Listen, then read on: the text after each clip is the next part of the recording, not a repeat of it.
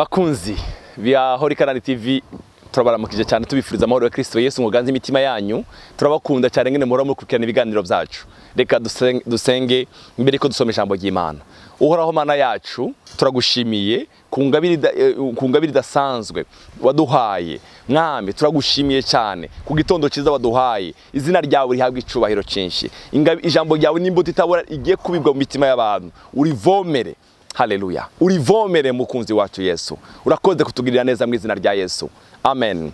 Bavandimwe, muri no minsi ko turiga hejuru y'urukundo, uyu munsi ndababwira urukundo nk'ingabire iruta izindi. Ndababwira urukundo nk'ingabire Bibiliya yavuze ngo urukundo ingabire iruta izindi. Ndashaka kwifashisha mu gicete Paulo yandikiye abakorinto ba mbere igice cya 13 umurongo wa mbere turagenda kugeza ku mirongo yo hepfo. Naho novuga indimi z'abantu n'iz'abamarayika ariko ndagira urukundo, noba ncitse umuringa uvuga cyangwa icuma kivuzwa kigasama. Amen. Naho novuga, ndashaka kubabwira urukundo nk'ingabire iruta izindi. Aha Paulo yagereranyije aravuga ngo naho novuga indimi z'abantu, izo z'abantu zikarenga, kavuga n'iz'abamarayika, ariko ndafite mu rukundo noba ni nk'icuma bakubitaho gusa ijwi ryawe rikagenda. Mukundwa uri kurankurikirana, igikorwa cyose ukora mu ishengero rya Kristo, mu bantu hirya no hino, ugikorera mu rukundo rw'Imana. Haleluya. Nimba naho imvugo zose twokoresha, ubuzima bwose twobamo, ariko ndafite urukundo, twoba turiko turaruhira ubusa. Narababwiye ubushize urukundo rutangaje twabonye nubwo Imana yadukunze duha Yesu. Natwe rero ubwo rukundo abandi bagomba kutubonamwo, bagabona mu rukundo rw'Imana, apana kuvuga nta rukundo rw'Imana ruko rugaragara mu buzima bwacu. Murongo wa kabiri, kandi naho nogira ingabire yo kuvugishwa n'Imana. Umviriza, yavuye kuvuga agiye mu kuvugishwa n'Imana, kamenya amabanga yose n'ubwenge bwose, kandi naho nogira ukwizera kose ngashobora gukura imisozi, ariko ntagira urukundo nobanda ubusa. Urukundo ni ikintu gikomeye. Ndakwingize mwami Yesu, unongereza urukundo. Bene data, abantu benshi barakeneye kuba abantu bakomeye muri nosi y'abazima. Paulo yavuze ngo naho wovuga uvugishwa imisozi ukazikuraho, ariko udafite urukundo, ivyo nubusa. Ivyo nubusa. Ndagusengeye muri kino gitondo ngo Imana igushire mu rukundo rwayo. Imana iguha urukundo rwo kwiyumvira abandi. Imana iguha urukundo rwo gukunda abandi bantu. Naho novuga indimi z'abamarayika, naho no kuri imisozi ikavaho, ariko ndafite urukundo. Yavuze ijambo ryiza, kandi naho nogira ukwizera kose ngashobora gukura imisozi, ariko ndagira urukundo nobanda ubusa. Naho nogira ukwizera kose ngashobora gukura imisozi, ariko ndafite urukundo, nobanda ubusa. Umurongo wa gatatu, kandi naho notanga ibyanje byose. Hari abantu bashaka gutanga atari urukundo, ari kugira ngo bababone. Ngo ngaburira aboro, kandi naho notanga umubiri wanje ngo nturigwe, ariko ndagira urukundo, ntacyo byomarira.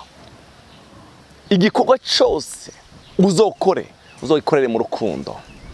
Ikintu cyose uzotanga uzogitangana urukundo. Ingabire yose, haleluya, izava ku buzima bwawe uzoyikorane mu rukundo.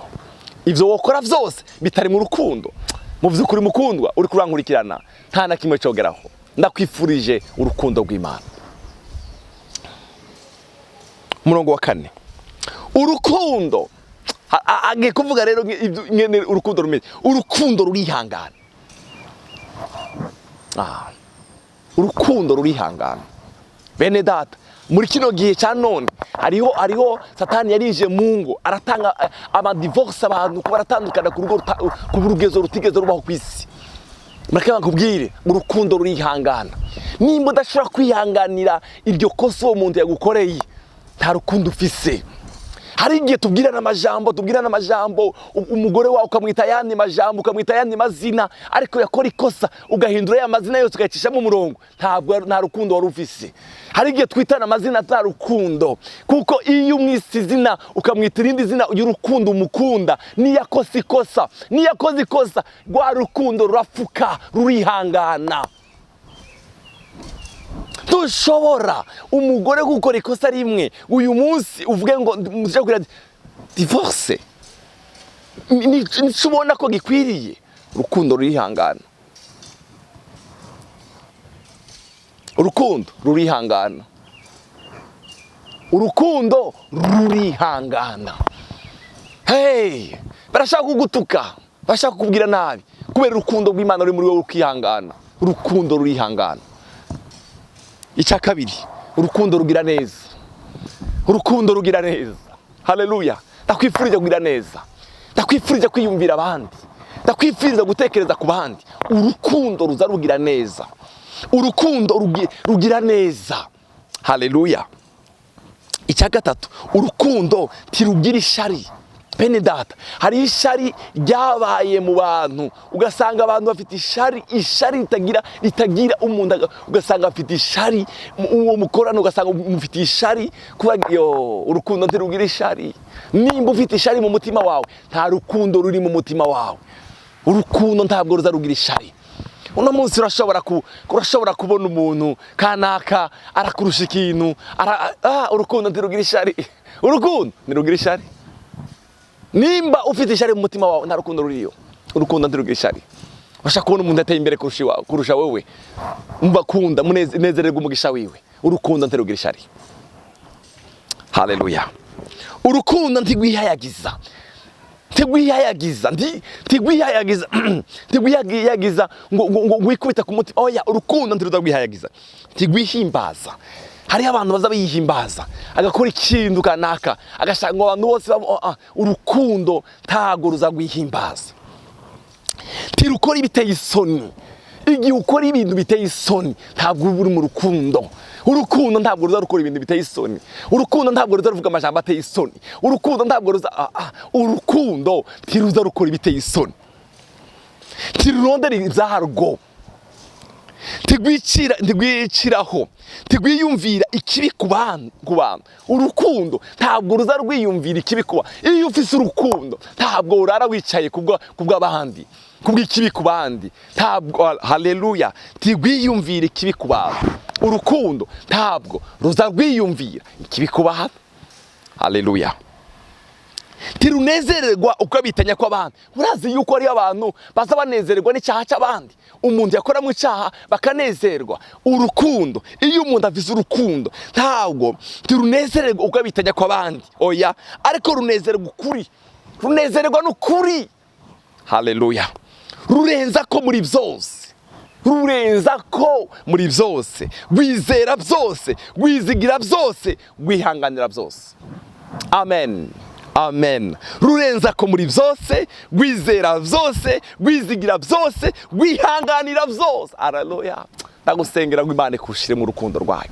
Ndagusengera muri kino gitondo ngo Imana ikuzuza urukundo. Bene data, ingabire y'urukundo ni ingabire idasanzwe. Urukundo ntaho rushira. Ukuvugishwa n'Imana kuzokugwaho. Ukuvuga izindi ndimi kuzogira iherezo. Ubwenge buzokugwaho, kuko tuza gace kandi tuvugishwa n'Imana gace. Ariko naho igihungiye kizoshira ko ibya gace bizokugwaho. Kiri umwana mutoya ntavuga rwana, niyumvira rwana, nibwira rwana, maze gukura mva mu by'ubwana. Haleluya.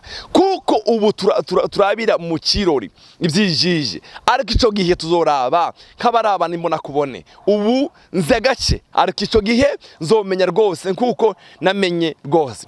None, haleluya, none rero hagumyeho ukwizera, izizigiro n'urukundo. Ivyo ko ari bitatu, ariko ibiruta n'urukundo. Amen. Ndakwifurije gutunga umutima wo gukunda. Ndakwifurije gukwimvira icyiza ku bandi. Ndakwifurije ko urukundo rwawe rutoraba wewe, umugabo wawe, umugore wawe cyangwa abana. Oya, ndakwifurije kugira urukundo ruraba abandi. icya kabiri, urukundo rurihangana. Urukundo rurihangana mu buzima bwawe, ugomba kwihangana. Urukundo rurihangana, wizera byose, wihanganira byose. Ibyo wakora byose, ikintu cyose wakora, uzumenya urukundo rwihangana. Wizera byose, wihanganira byose. Haleluya. Yavuze ngo ibintu byose bizovaho, ariko urukundo, ikiruta byose ni urukundo. Ikiruta byose ni urukundo. Ndashobora kuvuga indimi z'abantu n'iz'abamarayika, ariko ndafite urukundo, ni ubusa. Ndashobora kuba umuntu rurangirano, mugabo hatarimo urukundo, ni ubusa. Ndashobora kuba ikirangirire muri business, muri ministry, mu gukorera Imana, mu baririmbyi, ariko udafite urukundo, ni ubusa. Ndagusengeye ngo Imana ikuzuze urukundo. Urukundo niyo ngabire idasanzwe, ibindi byose bizokugwaho. Bene mureke ndababwire, urashaka gukora igikorwa cy'urukundo utari kuravuga ubutumwa bwiza ku mapodium atandukanye, urukundo rutoya bukora, abantu benshi bakihana kubera ingabire y'urukundo. Dabita, mbagirize kuri Dabita nta kintu na kimwe Bibiliya ivuga kwera umuvuga ubutumwa akomeye, oya, yakora urukundo, yagaragaza urukundo mu gufasha, mu kwiyumvira ku bapfakazi, akabashonera urukundo. Umunsi yapfuye, ibikorwa by'urukundo, abapfakazi baranze ko bamuhamba, baravuze ngo oya, titumuhamba, batuma kurinde, batuma kuri Petero. Petero aramusengera, aravuga ngo Tabita ndashobora gupfa kubera iki? Urukundo rutangaje yakwerekana. Ndagusengera, urukundo uri kurerekana no munsi, abana bawe bazorusarura, abakobwa bawe iyo barongowe bazorusarura. Urukundo ntabwo rubora. Bene data, yavuze hano Paulo, ibintu byose birahera, ariko urukundo ntirushira. Imana ibahezagire cyane. Mu minsi yaheze narabaganirije ukuntu Imana yadukunze, iduha Yesu. Ubwo rukundo tugomba kurugaragaza. Nimba twarakira umwami Yesu, tugomba kugaragaza urukundo mu buzima bwacu. Umwami Yesu abahezagire. Data, turagushimiye ku ngabire idasanzwe waduhaye urukundo. Ndasengeye umuntu wese uri kuranyumviriza kuri buno butumwa bw'uyu munsi, umuhezi inyota, urukundo ruganze muri we, urukundo ruganze mu bikorwa byiwe, mu mvugo ziwe, agaragaza urukundo rw'Imana. Haleluya. Abamukikuje, abo mubona, agaragaza urukundo rw'Imana. Urakoze Mwami, icubara kibi cyawe mu izina ry'umukunzi wacu Yesu Kristo. Amen.